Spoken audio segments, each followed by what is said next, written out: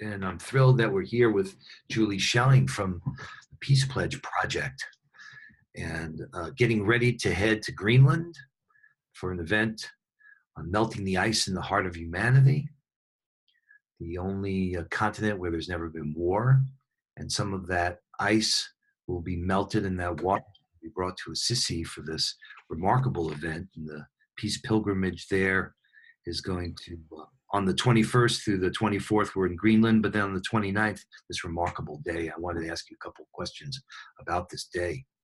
And first off, do you think it's possible that we could create peace on Earth by 2030? Absolutely.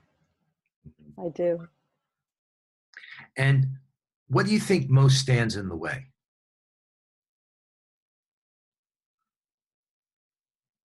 I think it's I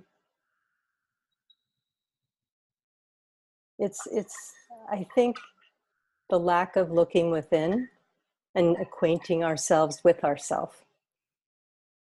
That I think society, today's society in general, is really focused on the external and not enough encouragement or mentorship in looking within and knowing how to even do that.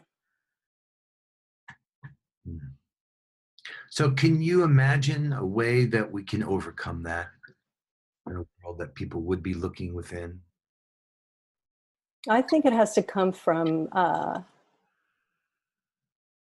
inspiration, where whether it's someone who has arrived in that sort of mindset and is able to speak directly to people where they are, and almost like the words are a hand outstretched to say, come on, you can do this. So I think it's number one, there has to be that love and belief that it is possible. That really has to be there.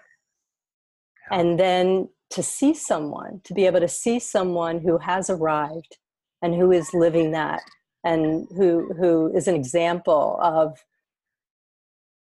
their intentions, their words, and their deeds are all aligned, and they're showing up that way. So whatever they're feeling inside is being reflected, and it's evident to other people. And then to be able to, with that love and responsibility of sort of arriving in that state, to put their hand out and speak to those people and encourage them in knowing that they have this vast resource inside themselves that's just undiscovered.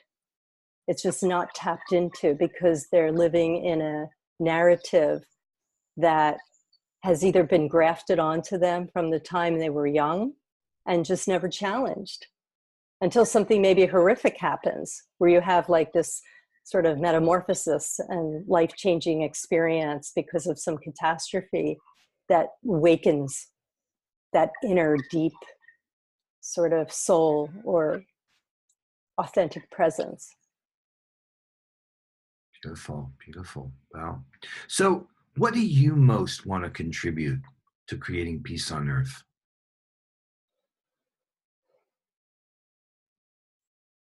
Well, I feel like with where I'm at in my life, maybe a small, like a humble person, and I have my circle of people that I'm in touch with, that I'm connected to, and in my work, to really make my mission to be an example of my own beliefs, to really integrate and align those beliefs with my actions. Because it doesn't mean anything if it lives in my head. It's like, oh, wonderful. But it's only when others can see that they can be affected, because we are wired to connect. And I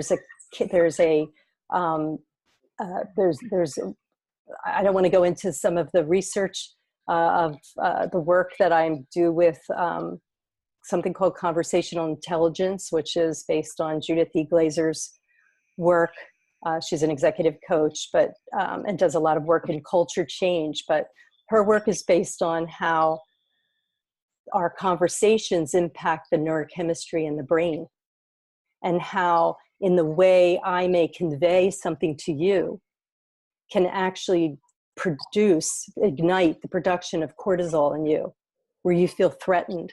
And all of a sudden, all these chemicals are being produced inside of you, and now you're going to withdraw and not feel safe, not be able to be creative, not be able to see hope or possibilities. And I think in general, our culture is so stressful and toxic and threatening that we live in this long, extended period of stress. So what's needed is the production of oxytocin, which is where we connect. So if you think of the best conversations you've ever had with anyone, where you feel like you are one with them, where you feel almost high. So most likely the production of oxytocin is going on in your brain as a result of that. And they used to think that it's called the cuddle hormone, that only lactating mothers could produce it, but now they know that everyone produces it. But so this research that she has developed, from the work that she's developed from her research, allows you to leverage that knowledge so that you can use your communication to actually ignite the production of oxytocin in someone else. Because you're moving away from an I-centric mentality into we-centric. And it's in the we-centric where we're in our highest self. And that's where, as she says, we ask questions that we don't have answers for. So we enter into a conversation where it's like, hey, we'll put out a question, but let's see, you may say something and that may sort of help me to come up with something else to add to that. And so then we end up in this beautiful space of creativity and the production of oxytocin. We're far from cortisol. So it's using this knowledge to elevate. And you can do that through your own life.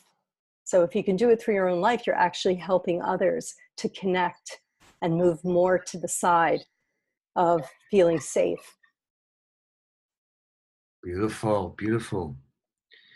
So are there any other key insights that you want to share on how we can work together to create peace on Earth by 2030?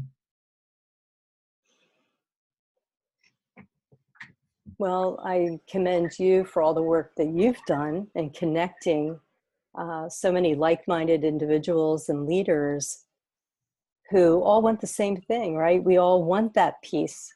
So that global vision of creating peace by 2020 can be actually 2030, excuse me.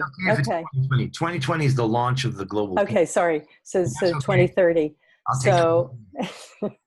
So I think it's through connection, through moving away from sort of any kind of biases that we might be carrying, to sort of show up with our best self and connect and talk and discover and explore and put effort forth. So put some elbow grease into our efforts in helping each other in each other's missions, and seeing where there can be some overlap, and asking for help.